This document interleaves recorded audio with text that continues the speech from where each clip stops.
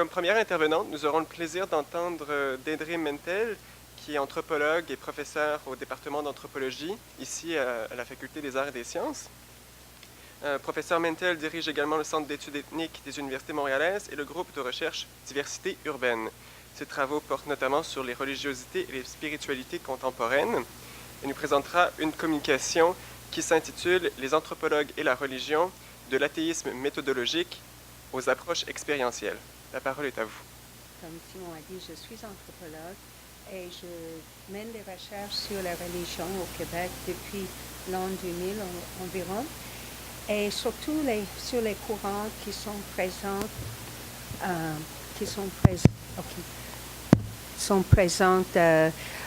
au Québec depuis les années 60. Et par coïncidence ou pas, pendant la même période, je dirais depuis les années 60, il y a eu des changements en anthropologie qui ont eu un effet, je vais proposer vers la fin de cette présentation, a eu un effet sur le dialogue possible et les collaborations avec la théologie, surtout en ce qui concerne les normes méthodologiques qui conditionnent la recherche des anthropologues sur le terrain. Voilà le plan de la présentation. Je vais vous présenter diverses approches méthodologiques en anthropologie, sujet qui pourrait être ennuyant à mort, mais je pense que finalement, ça peut vous intéresser. Et je commence avec ce qu'on appelle l'athéisme méthodologique. C'était plus ou moins le courant hégémonique quand j'ai étudié aux États-Unis aux années 70. Et c'était la posture défaut, comme on dit, presque depuis les débuts de l'anthropologie, où l'anthropologue doit mener sa recherche comme si les croyances de ses interlocuteurs étaient fausses. Tout concept et toute institution religieuse était censé représenter des externalisations humaines. Donc, le regard du chercheur était centré sur la création des dieux, des diables, etc., à partir de l'imaginaire humain. Et il va sans dire que l'existence possible d'une telle réalité autre est complètement écartée de son optique de chercheur. Et dans ce qu'un chercheur a appelé cet athéisme réductif, la religion est réduite à ses fonctions économiques, politiques ou autres. Je dois vous préciser que mes premières recherches sur la religion, qui datent aussi des années 70, étaient faites plus ou moins dans cette optique. Pas parce que j'étais athée, et souvent les anthropologues ne l'étaient pas, mais on sentait qu'on était obligé de faire comme si dans nos recherches. Alors, dans cette réduction à d'autres fonctions, nous ne sommes pas loin de la religion comme une forme de fausse conscience. Je mentionne avant d'aller plus loin sur l'athéisme méthodologique, il y a une variante un peu plus récente qui s'appelle l'agnosticisme méthodologique. C'est surtout présent en sociologie, où là, le chercheur ne se positionne pas sur la véracité ou fausseté des croyances de l'autre, mais en fait abstraction. Et dans ce cas-là, la réalité, dans le cas de l'athéisme méthodologique, la réalité des informateurs est niée. Dans l'autre approche, agnosticisme méthodologique, elle est ignorée et mise de côté. Dans les deux cas, une polarité entre la science et la religion est tenue pour acquise. La distance entre le chercheur et les autres demeure intacte.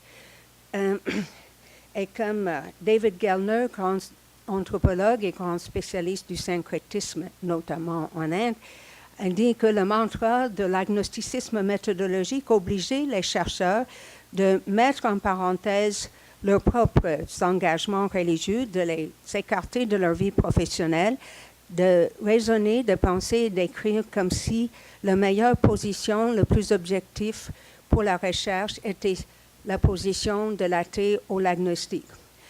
Comme il dit en anglais, a non-alignedness of religion est imposée dans la discipline, basée sur la distance basé sur le besoin de distance par rapport aux engagements des indigènes, les engagements religieux.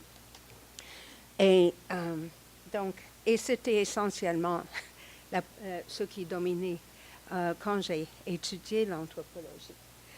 Alors, cet athéisme méthodologique, qui n'est pas propre uniquement à l'anthropologie, mais qui a une histoire très intéressante dans la discipline, il se doit beaucoup à l'influence de Durkheim, pour qui la religion était essentiellement un support normatif de la cohésion sociale. Il envisageait évidemment son remplacement éventuel par la science et plus précisément par la nouvelle science des normes, soit la sociologie. L'autre influence en anthropologie venait d'Auguste Comte et son influence sur les évolutionnistes, les pères britanniques de l'anthropologie moderne, Tyler et Fraser en particulier.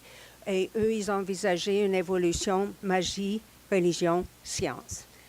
Il y avait toujours quelques voix dissidentes, des voix assez distinguées, déjà au 19e siècle, Robertson Smith, Merritt et d'autres. Et plus récemment, un peu plus tard, il y avait aussi Evans Pritchard, converti au catholicisme, comme Victor et Edith Turner et Mary Douglas. Je vous montre les photos. Edith Turner est décédée il n'y a pas si longtemps, et Mary Douglas. Douglas a été élevée dans la foi catholique. Pour ces anthropologues, le fait d'être croyants ne posait pas d'obstacle à leurs travaux, c'était plutôt un atout. Et pouvait même être au centre de leur travail sur la religion, notamment celui des Turner sur le pèlerinage chrétien, Image and Pilgrimage in Christian Culture. Ils allaient pourtant au contre-courant de leur discipline, que Evans Pritchard appelait complètement séculariste, et ils considéraient que ses collègues africanistes étaient incapables de comprendre les religions non occidentales à cause de leur athéisme. Nous revenons à ça un peu plus loin, un peu plus vers la fin, et comment ça se présente aujourd'hui. Selon lui, Evans Pritchard, la religion des autres est mieux appréhendée par quelqu'un qui connaît l'expérience de la religion. Le non-croyant, dit-il, risque de parler de la religion comme un homme aveugle des couleurs, ou bien une personne sans oreille d'une belle composition musicale. Quant à Victor et Edith Turner, leur conversion vers le catholicisme a suivi leur désillusionnement avec le marxisme et a rendu très tendue leur relation avec leurs collègues à l'Université de Manchester, de sorte qu'ils ont fini aux États-Unis. Dans le contexte américain que j'ai connu de près, le relativisme culturel permettait aux anthropologues de s'immerger dans les religions exotiques, mais à condition de garder une distance convenable par la suite. Encore, dans mon temps d'étudiant, les avertissements contre le danger de devenir natif, going native, abondaient dans l'anthropologie américaine, et ils invoquaient toujours le cas de Frank Cushing, qui avait été initié dans un clan uni et qui avait refusé de divulguer leurs secrets sacrés. Un cas plus récent concerne Benetta Jules Rosette, convertie à la religion qu'elle étudiait en Zambie. Alors, depuis, les choses ont changé. Et je passe rapidement sur les causes parce que je suis consciente du temps. Il y a eu la critique postmoderne de la science objectiviste en anthropologie comme dans d'autres disciplines. Un nouvel intérêt pour le corps, pour l'expérience incorporée par les émotions. Tous ces thèmes ne sont plus marginaux comme dans le passé. C'est possiblement dû, c'est mon hypothèse à moi, à une présence plus importante des femmes dans les départements d'anthropologie. Toujours est-il que ces changements semblent avoir donné lieu à d'autres postures méthodologiques. L'anthropologie expérientielle est basée sur la prémisse selon laquelle l'intersubjectivité entre l'anthropologue et les gens qu'il étudie ou elle représente une voie légitime vers la connaissance et que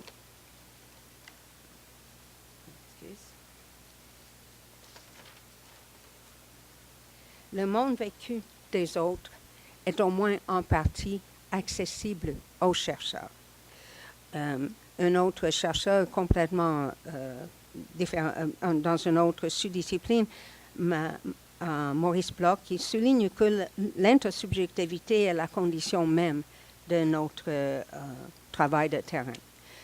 Une autre prémisse de l'anthropologie expérientielle concerne le fait que les connaissances du chercheur sont situées, ne proviennent jamais d'un point d'Archimède, mais dérivent de son positionnement par rapport à l'objet de la recherche. Et par ailleurs, la perception du chercheur, déterminée par sa subjectivité, se forme à travers le champ de l'intersubjectivité qu'il établit avec l'autre. Évidemment, Merleau-Ponty a eu beaucoup d'influence en anthropologie. L'intimité spatiale et temporelle d'une recherche conduite avec intersubjectivité permet de pénétrer le monde vécu au moins de manière partielle et provisoire. Dans cette approche, le travail de terrain n'est pas seulement un moyen d'obtenir des informations, mais constitue le processus même de construction de savoir ethnographique, une donnée en soi. Le chercheur qui adopte une perspective près de l'expérience de l'autre, identifiée en anglais comme « experience near », s'engage de façon holistique, feeling thinking, selon Uni Wicken, la chercheuse qui a proposé l'idée de experience near. Catherine Ewing, qui a étudié les soufis en Pakistan, démontre que la notion d'un gouffre abyssal entre le chercheur et ses informateurs n'est pas nécessairement le cas. Et je ne vais pas vous bombarder avec beaucoup de noms que vous ne connaissez pas, mais il y en a beaucoup actuellement, des anthropologues qui partagent leurs expériences extraordinaires vécues sur le terrain, vision, rêve, divination, prophétie, et qui ont étudié des traditions comme le chamanisme autochtone et d'autres courants centrés sur la nature, et ils contredisent la nécessité de l'impératif de la grande distanciation par rapport aux gens étudiés. Selon Jean-Guy Goulet, un proche collaborateur à moi, qui a travaillé sur le chamanisme au Canada, en acceptant d'entrer chez les Autochtones, il faut dire les Denetah, en acceptant d'entrer dans le monde vécu de leurs interlocuteurs sur le terrain, ces chercheurs ont vu leurs analyses s'enrichir plutôt que le contraire. À l'heure actuelle, le statut d'étranger de l'anthropologue n'est plus garanti de l'objectivité et par extension de sa rigueur scientifique. Il est de plus en plus courant de mener des recherches natives, les recherches de l'intérieur, une perspective interne de chez soi.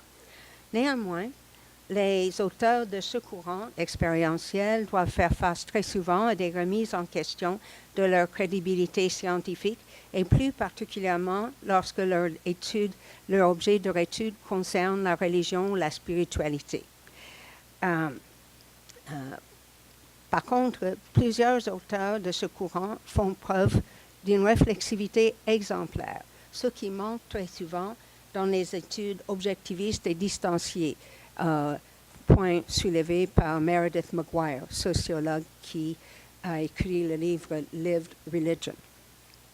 L'anthropologie, je pense que ça, je peux sauter.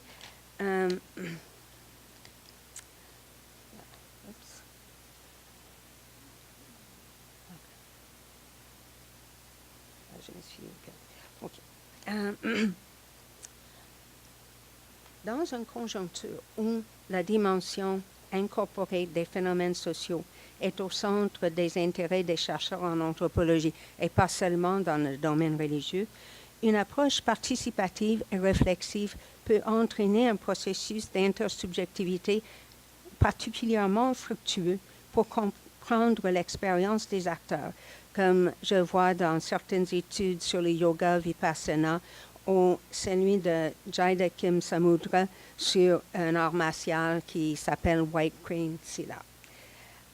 Ainsi, nous constatons la pertinence d'une méthodologie priorisant l'expérience de l'autre et parfois phénoménologique, mais dans le cas de l'approche expérientielle, on intègre aussi celle du chercheur ou de la chercheuse pour une gamme plus large de phénomènes.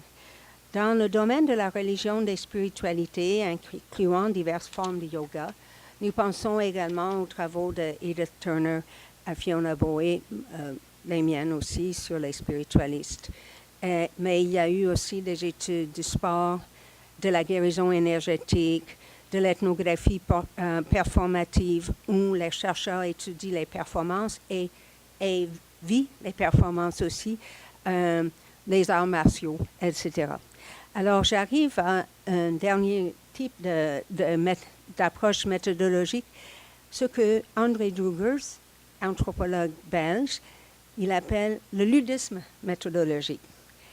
Il dit comment comprendre la religion dans un contexte où elle n'est pas tellement un ensemble de croyances que de pratiques et de performances.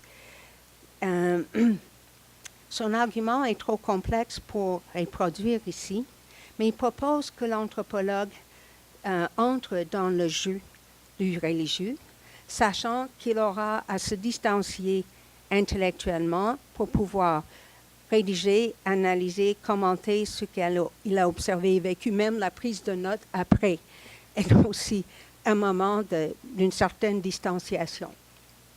Il dit que ça nous permet aussi d'appréhender l'aspect créatif et ludique du religieux.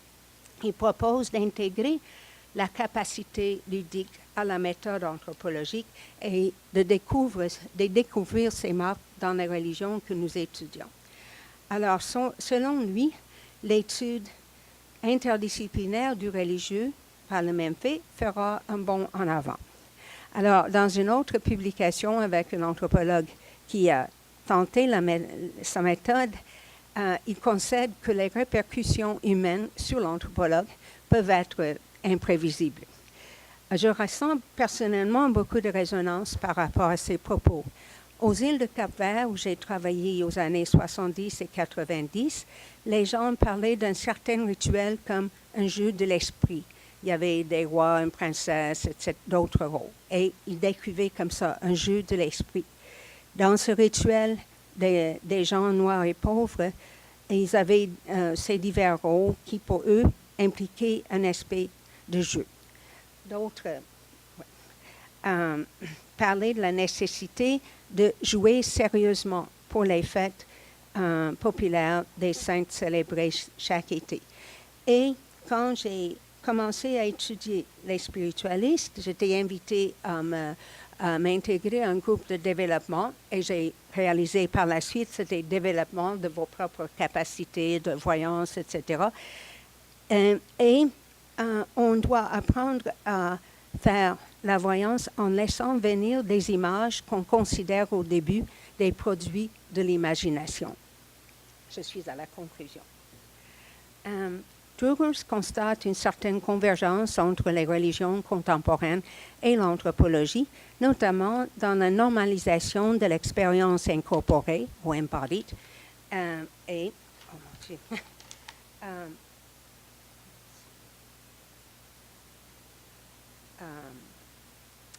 aussi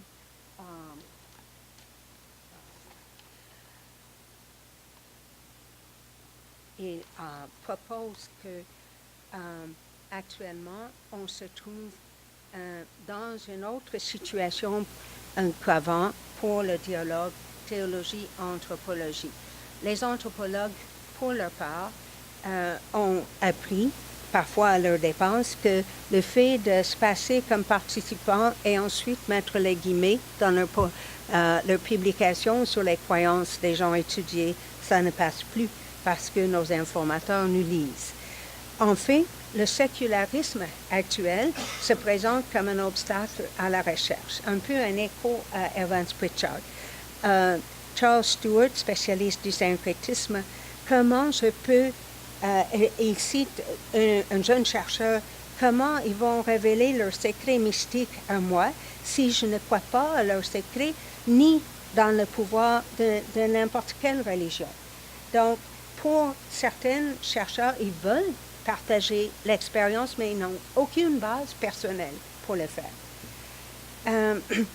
Joel Robbins, dans son article What Anthropologists Can Learn from Theology, propose que les anthropologues ont perdu de vue un objectif qui était très présent au début de l'anthropologie, notamment aux États-Unis, de découvrir l'altérité radicale dans le monde, de découvrir d'autres ontologies sociales que la nôtre, de découvrir d'autres façons de vivre qui peuvent peut-être donner une certaine espérance pour les gens de nos jours.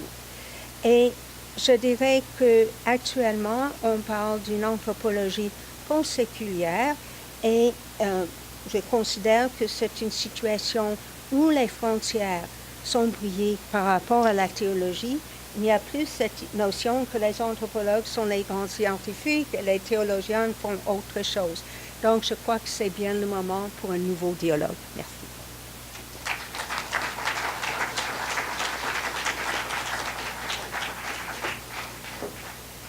Alors, merci pour cette présentation stimulante. J'invite maintenant M. Guy-Robert Saint-Arnaud, professeur agrégé à l'Institut d'études religieuses, spécialiste de psychanalyse, de christologie, et dont les recherches ont notamment touché la question des nouveaux mouvements religieux, à répondre à cette présentation. La présentation qui a été faite par la professeure Mendel est un petit bijou, je dirais, qui se comparait volontiers au pont de Königsberg. C'est-à-dire, arriver à parcourir les sommets qu'elle a tracés est un défi, et pourtant, les frontières sont brouillées. Essayons quand même d'y tracer un bref parcours. Premier élément que je relevais, l'étrangeté n'est plus garante d'objectivité. Donc, mener des recherches natives d'une perspective interne de chez soi. Point fort qui marque le déplacement à l'intérieur même du champ de l'anthropologie.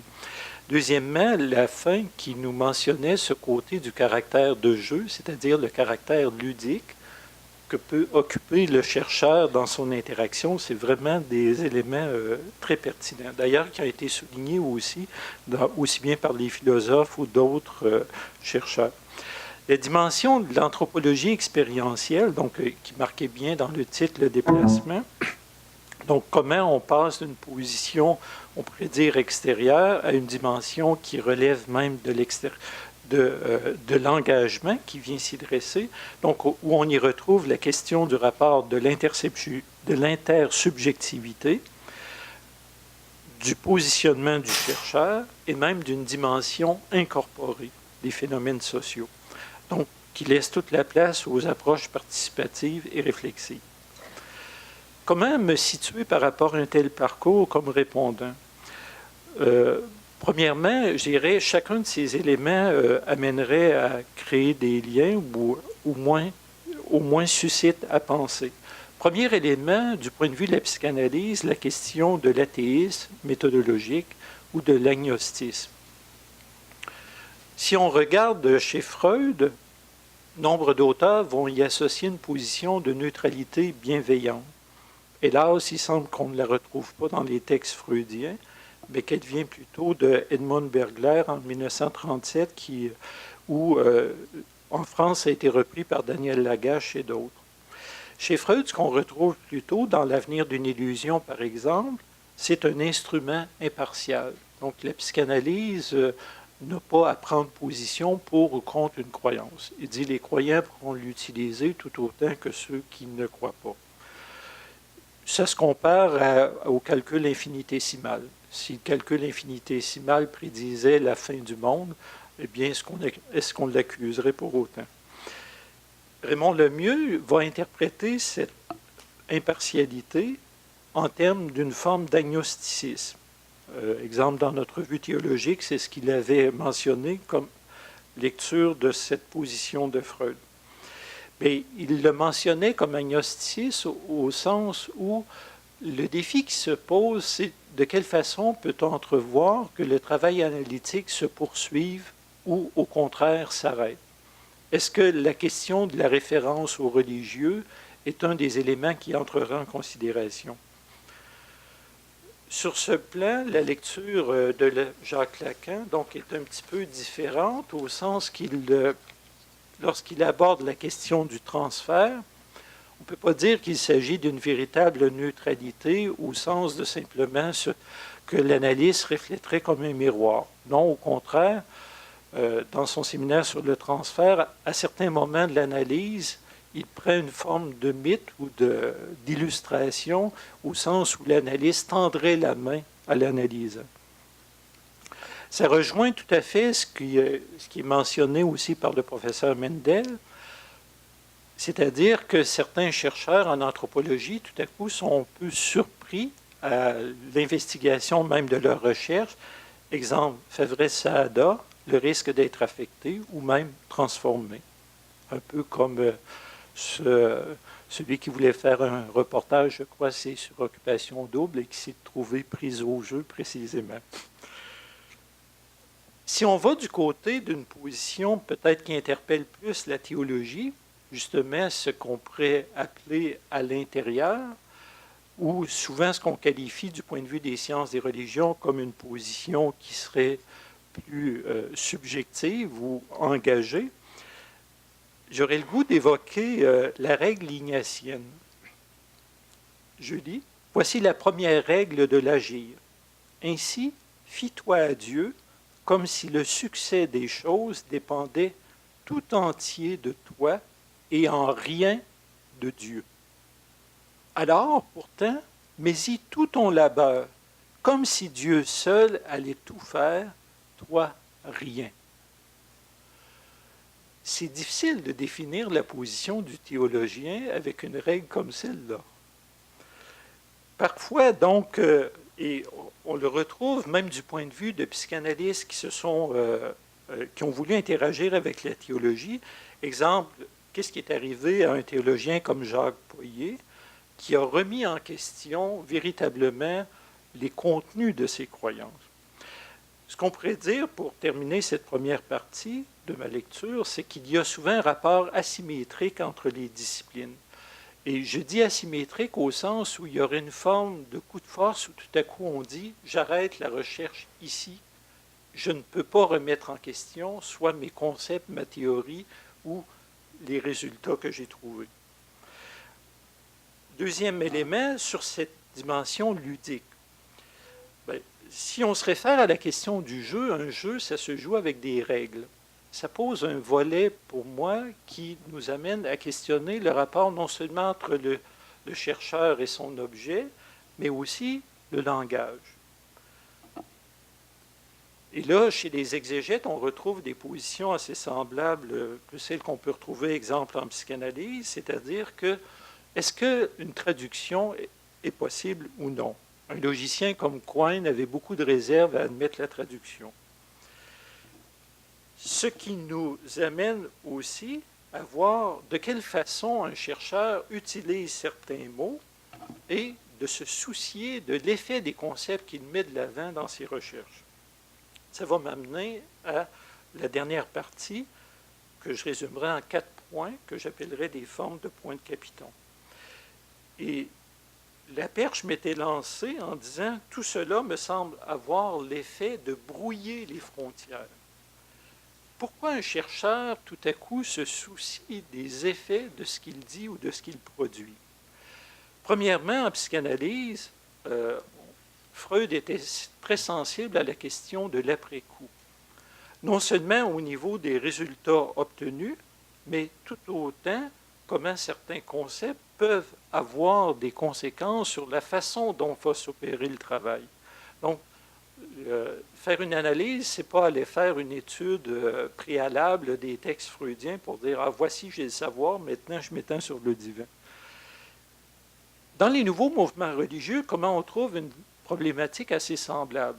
Je vais donner un seul exemple en tentant de le résumer. En 1998, Jean-Yves Roy, psychiatre, fait un livre, Le syndrome du berger, où il établit un parallèle entre la toxicomanie et le rapport qui s'inscrit entre les gourous et les adeptes ou les disciples.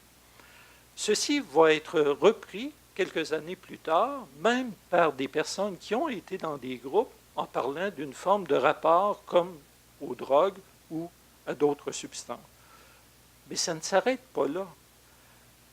La lecture s'est poursuivie avec le concept d'addiction, qui lui-même a subi des transformations dans les années 75, où on l'a élargi du domaine des substances toxiques au domaine même de relations qui deviendraient toxiques, voire dépendantes. Et dans les années 2010 qui ont suivi, l'IFAC en France donc, a déclaré, je cite, « L'objet secte va prendre une place grandissante dans la vie de l'individu jusqu'à y occuper une place centrale et donc est devenu une nouvelle addiction. » Imaginez ce que ça représente pour un chercheur qui va interroger quelqu'un où on lui dit « Ah, vous êtes dans une secte. » Deuxième élément, c'est à quoi peut correspondre la position à l'intérieur du côté d'un théologien. Zizek relevait dans un de ses livres qu'avec le développement de la numérisation et de l'imagerie mentale, peut-être que ce qui se passe entre les niveaux chimiques et le choix qu'on peut arriver à visualiser, il y a environ 2 millièmes de seconde. Est-ce que ce serait le temps de la subjectivité? Je vais terminer par un dernier point. Comment on se soucie de la question de la réception? Est-ce qu'on a une responsabilité comme chercheur? Du point de vue de la théologie, il y avait un théologien, André Naud, qui a fait toute une théologie de la réception après Vatican II. Quels sont les effets non seulement sur les résultats directement, mais que ça produit même dans les personnes et comment on va les lire rétroactivement? Merci beaucoup.